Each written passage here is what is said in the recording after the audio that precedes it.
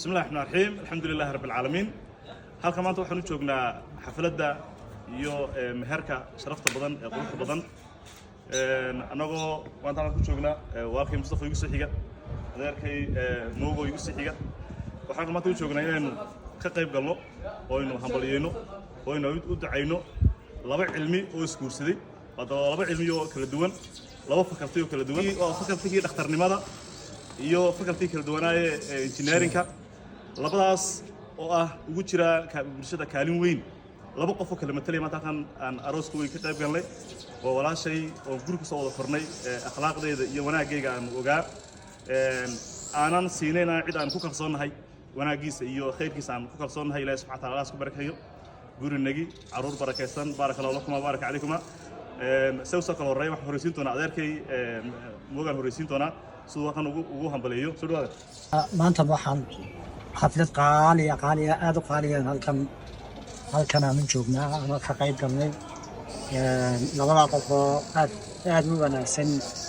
marka waxaan leeyahay barakallahu fiikum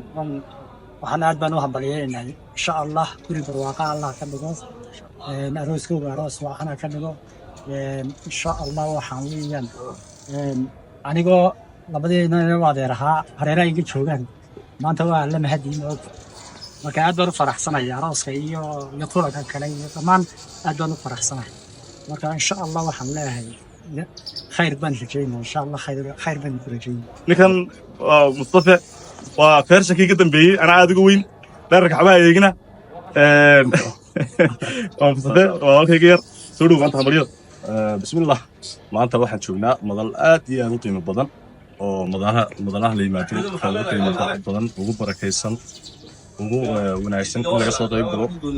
waa meel maanta waxa weeyaan aad iyo aad u qaaliyo ku unfamayo oo waxa weeyaan walaashayo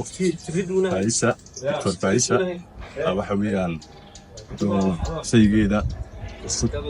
Engineer Ahmed maanta waxa weeyaan ugu yeegalay gurigoodii Allah ka dhigo kii barkooba Allah ka dhigo kii aad khayr qaba oo waxa weeyaan lagu intifaaco oo dal iyo dibad iyo diintooda iyo dadkooda anfaca Allah siiyo intaas waxaan ugu darayaa ducada qiimaha badneed ee rasuulka Kariimka sallallahu alayhi wasallam barakallahu lak wa baraka alayka wa tamaa baynakuma fil khayr aw bil khayr Allah isku barakeeyo waxa kale oo waxa weeyaan gooniya salaamaya Dr. Faisa Marlama oo waxa weeyaan walaashayo in badan aan waxa weeyaan in badan waxa weeyaan soo joogay ayaan salaan gooniya waxa weeyaan marinaya oo aan leeyahay Allah ku barakeeyo reerka aad iga leeshay ee aad dhistay Allah ku barakeeyo kii aad ku dhigto Allah ka dhigo assalaamu calaykum